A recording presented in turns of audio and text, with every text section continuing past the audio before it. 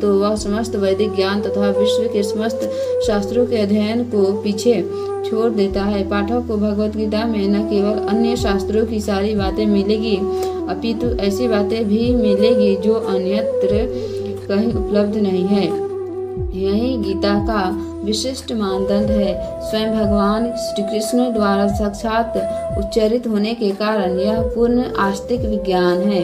महाभारत में वर्णित धृतराष्ट्र तथा संजय की वार्ताएं इस महान दर्शन के मूल सिद्धांत का कार्य करती है। माना जाता है कि इस दर्शन की प्रस्तुति कुरुक्षेत्र के युद्धस्थल में हुई, जो वैदिक युग से पवित्र तीर्थ स्थल रहा है। इसका प्रवचन भगवान जाति के पथ प्रदर्शन हेतु तब किया गया जब वे इस लोक में स्वयं उपस्थित थे। धर्म क्षेत्र शब्द सार्थक है क्योंकि कुरुक्षेत्र के युद्ध में अर्जुन के पक्ष में श्री भगवान स्वयं उपस्थित थे।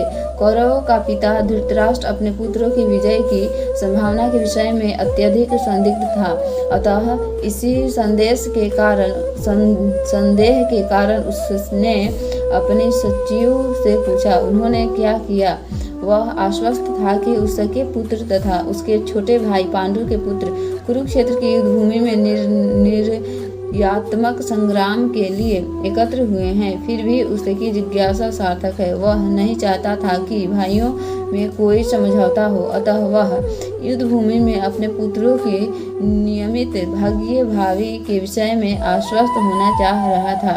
चूँकि इस युद्ध को कुरुक्षेत्र में लड़ा जाना था, जिसका उल्लेख वेदों में स्वर्ग के निवासियों के लिए भी तीर्थ स्थल के रूप में हुआ है, अतः धृतराष्ट्र अत्यंत भयभीत था कि इस पवित्र स्थल का युद्ध के परिणाम पर न जाने कैसा प्रभाव पड़े।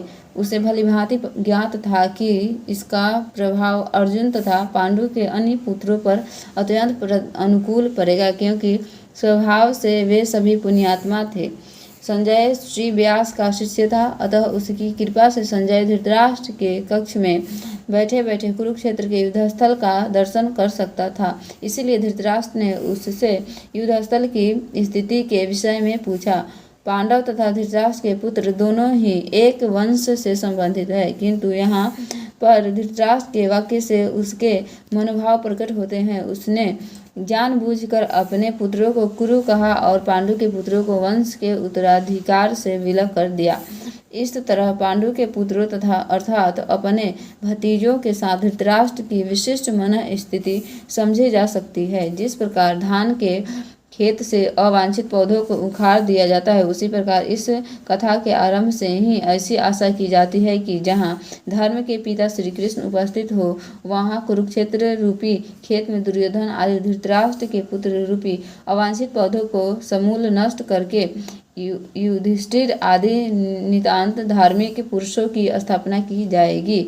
यहाँ धर्म क्षेत्र तथा कुरुक्षेत्र शब्दों की उनकी ऐतिहासिक तथा वैदिक महत्ता के अतिरिक्त यही सार्थकता है।